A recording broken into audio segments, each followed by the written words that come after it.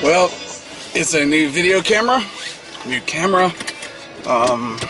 It has more bells and whistles than I will probably ever use, but it's okay.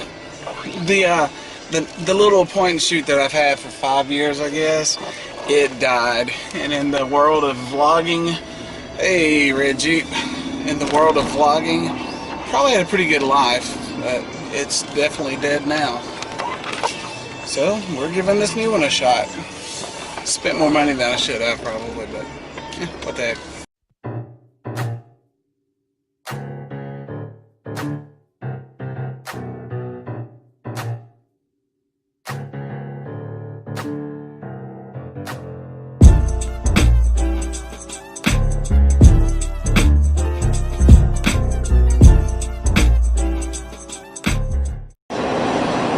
What do you think about the new camera?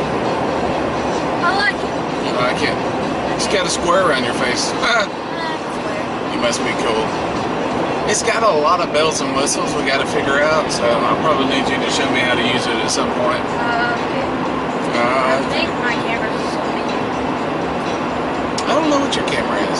Yeah, the cameras we first got at church, the big cameras were Sony's. And then I went to Canon just because it looked cool. I don't know. But this has the flip-up screen, so kind of like that. I don't know what all the little things around it mean, but I don't know. Jermaine Stewart's on the radio. I think he's dead now.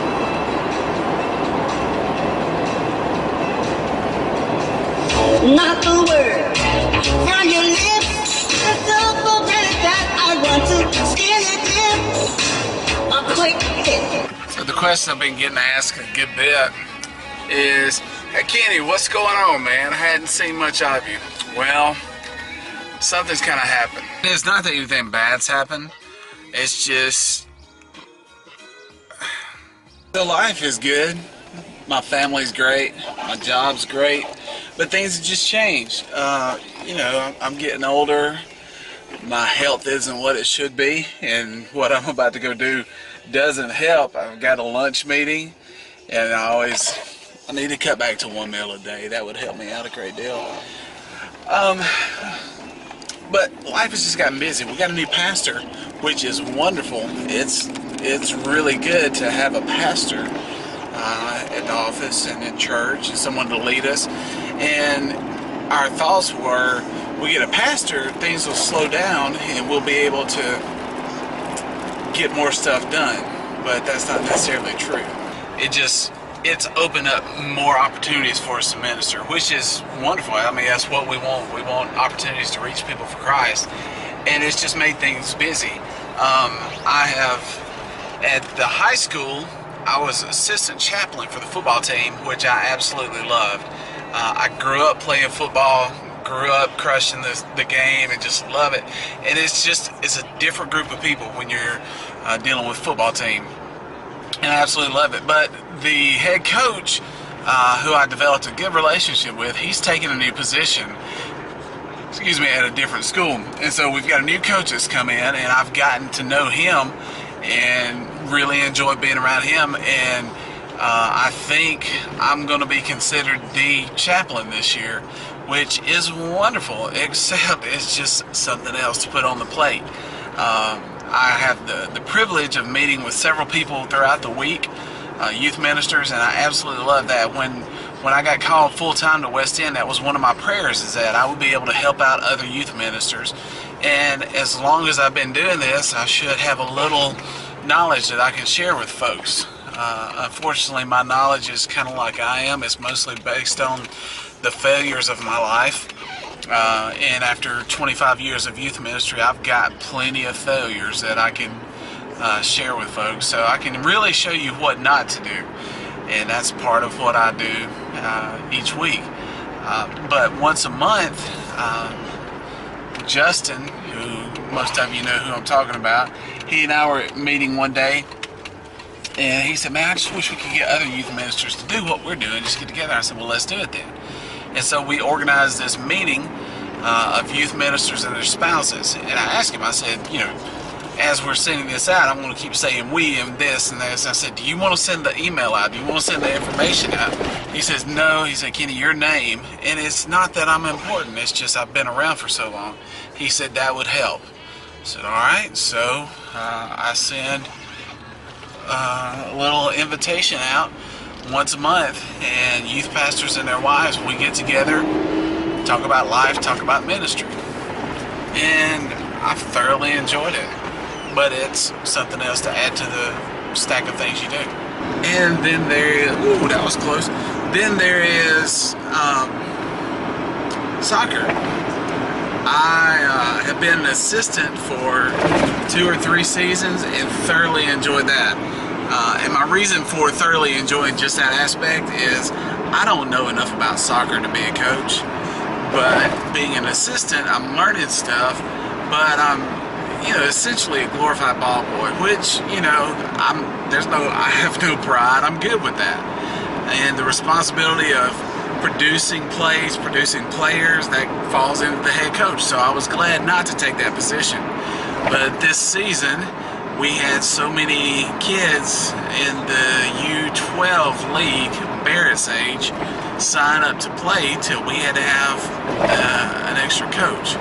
So I am now a head soccer coach, and we were very fortunate.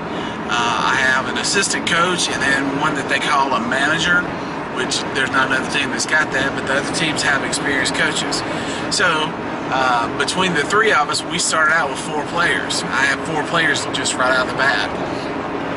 And we were able to draft a pretty good team, and right now we're 3-0. So that's cool, but that's another thing to add to the stack. And then it's just my family. My son's growing up. My wife is just a champion. She does so much for us in the house and just in our lives, man. She keeps us financially where we need to be. She keeps us fed. She keeps us clean. And then I try to be the right kind of husband, the right kind of father, just add to the stack.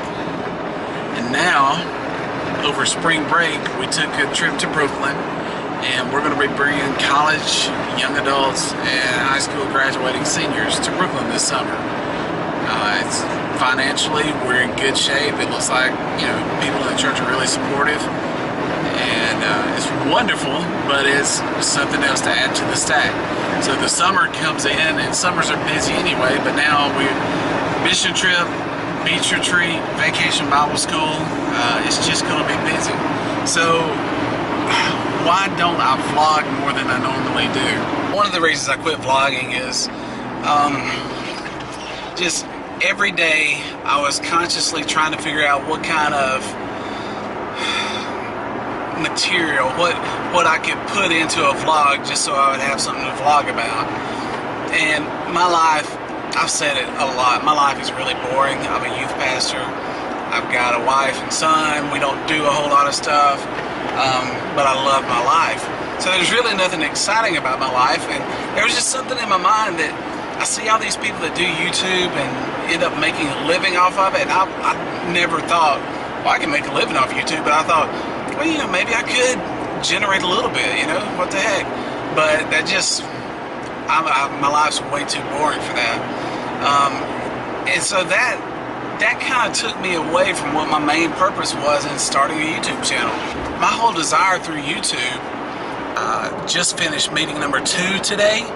I've got about an hour and I'll have meeting number 3. Then I've got to take stuff for soccer pictures to the soccer field. Then I've got a drama rehearsal tonight. Another thing on the list. So I guess my life's just like everybody else's. Busy. Stay busy. It's part of life, I guess. Just adding to the pile. Just add to the pile.